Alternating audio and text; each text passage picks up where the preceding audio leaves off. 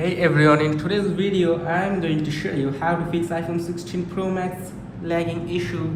So I will show you some quick and simple steps to fix it. So let's get started. First of all, you have to check for that if you have enough storage on your iPhone or not. To check it, you have to go to settings on your iPhone, then you have to tap on general. Then here you can see the third option called iPhone storage.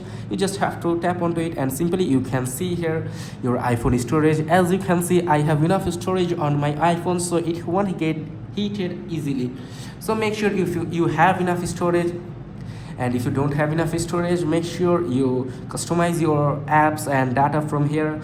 As example, if you don't use any app, just tap on that app and you can offload or delete that app. If you don't need that app and its data, you can delete app. And if you need the app later but not now, you can offload the app. It will delete the app but it keep its data.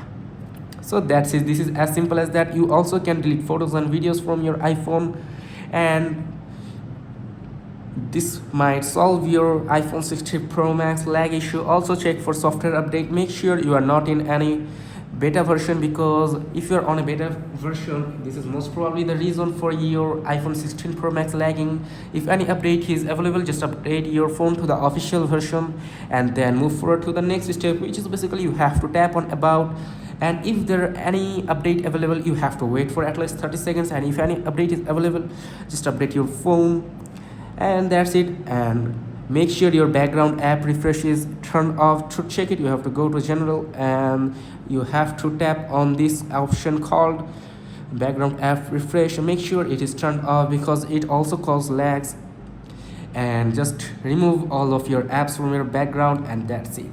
So if this video is helpful, make sure to like and subscribe for more iPhone tips and tricks. See you in the next video.